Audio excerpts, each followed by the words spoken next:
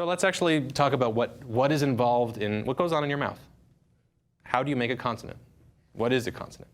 Well, a consonant is an obstruction of air. It's basically you're getting in the way of air coming out of your mouth, and that makes some sort of sound.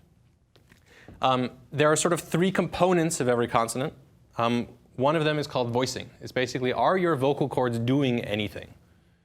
And so you get this by the difference between s and z. And you can kind of feel this by, you take your fingers and you put them on your throat. And you go s,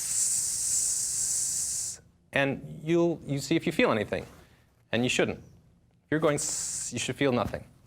However, if you're going z, you will. If you go s, nothing, z, something. This something means that your vocal cords are active. Your vocal cords are closed and vibrating. And that is the only difference between, in our case, in English, S and Z. Your tongue's in the same place. Your lips are doing the same thing. Everything is exactly the same except for your vocal cords. They're on or off. Same thing between T and D, V and F. Languages use voicing to sort of double their consonants. There's actually, my favorite consonant of all is the Icelandic Voiceless N. Try to pronounce an N without any vibration here. Just try it. It's just air out of your nose. They have this wonderful word for a knife. It's hnífur. Which is like, there are people with names. There are people who have, in their first names, they have this symbol, consonant, and are made fun of when they have colds, because just stuff comes out. And also, in that same word, in hnífur, they have this voiceless R. Like, usually in Spanish, you'd hear r, and they have r. It's just, I love Icelandic. Icelandic has such wonderful sounds. Place. You can change whether your vocal cords are on or off, but there's also a bunch of places in your mouth where you can make consonants. And so this is Frank. He's my little head. And Frank has various parts. Just to sort of label it, you have your lips in front, you have your teeth, and right behind your teeth you have this ridge in your mouth. You can feel it with your tongue. This is the alveolar ridge. There's not going to be much, anatomy, but I just want you to know a few spots. The alveolar ridge is right behind your teeth. It's that ridge you can feel with your tongue. All the way back behind where you pronounce K, behind that you have that little hangy down thing. That's the uvula. And that's basically all you need to know. We're done with anatomy. Now, I want you to say these words out loud just to, entertain me. Say be, fee, thee, see, she, ye, ki, and he. Try it. Be, fee, thee, see, she, ye, ki, he. And one thing you'll notice is that those are arranged in order of where they are in your mouth. You start with B in the front with both your lips. They touch b, b, b, b, b. Then the bottom lip touches your teeth, and you have fee, fee. Now the tip of your tongue goes to the. Then the tip of your tongue slides back behind your teeth for C. Slides back a little further to she. Now the middle of your tongue goes to ye. Then the back of your tongue goes all the way to ki. And those are the 8 locations that are used, the 8 places that are used for every single English consonant. Now, this isn't, oh wait, also he, I forgot he. He is all the way back down in your vocal cords. That's the only place where there's a constriction. It's basically, it's like breathing, except your vocal cords are slightly together. He. This isn't the whole story. There's a few more spots, but not that many, that are used in all languages. Like we're basically, we've covered most of the ground of all languages. There's 3 more. There's the French R, which is pronounced just behind the K. So you have ki, ki, ki, and behind that you have r, r, r.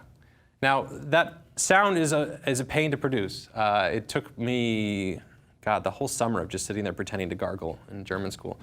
But that's kind of what you do. I mean, once it's in your ear, then you just kind of sit there and gargle, and you go, and eventually you kind of get it.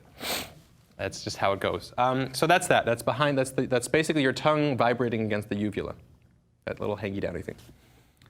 There's the Arabic ayn, which I cannot yet pronounce. I can't wait to actually finish the Arabic pronunciation trainer and actually teach myself to hear it so I can pronounce it, so I can do these workshops better.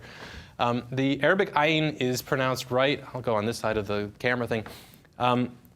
It's pronounced where the tongue pulls back all the way back on the throat. The back side of the throat comes forward to meet the tongue. And you get this sort of sound where one wonderful Arabic teacher, I have it linked in the syllabus, Maha, she talks about it as it's like choking yourself with your own throat. And she sits there, she sort of chokes herself for like 10 minutes. She's like, it's like, ah, ah, ah, ah. I can't do it accurately, but it's the wonderful video. I highly recommend watching it. I love it. She says it's back at the uvula. That part is wrong, but it's basically the tongue constricting against the back of the throat to sort of make this choked off sound. It's an awesome sound. I wish I could pronounce it. So you have the French R, you have the Arabic ayin, that's the other locations behind. So you're going back behind the tongue for r, you're going back even further for ah, whatever it is that I can't do. And then you have Apu's D. Apu, I'm talking about The Simpsons here. Hank Azaria plays Apu. He does a lot of the voices on The Simpsons. And he is not South Indian. He is just some random guy, white guy.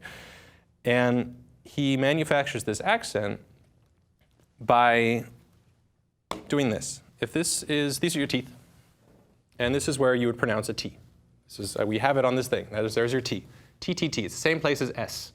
C-C-T-T, the same spot. Okay, it's right behind your front teeth. Now, what Hank Azaria is doing when he's trying to say something like welcome to Quickie Mart, and he's trying to put that in the South Indian accent, is he's pulling his tongue back towards the roof of his mouth. And so instead of welcome to, he's doing welcome to. It's this sort of tom-tom sound as opposed to a snare drum. And so when he goes, welcome to Quickie Mart, it's not a good accent, but it does have this sort of character of Hindi accents where they have a lot of these consonants that are pronounced up, where it's basically the same, it's behind the teeth, but it's stuck up. You'll find that that's the exact same thing we did with the Russian one. Sh, sh, sh, sh. Exact same thing. So that is the last location. These are all of the places that are used in all languages. You have 8 of them already, and there are 3 more. There's r, there's the Arabic ayin that you're only going to really need in Arabic, and there's Apu's D, which you'll use occasionally. I believe it's in Hindi. There's some of it in Russian. You'll find it in sort of spotty locations.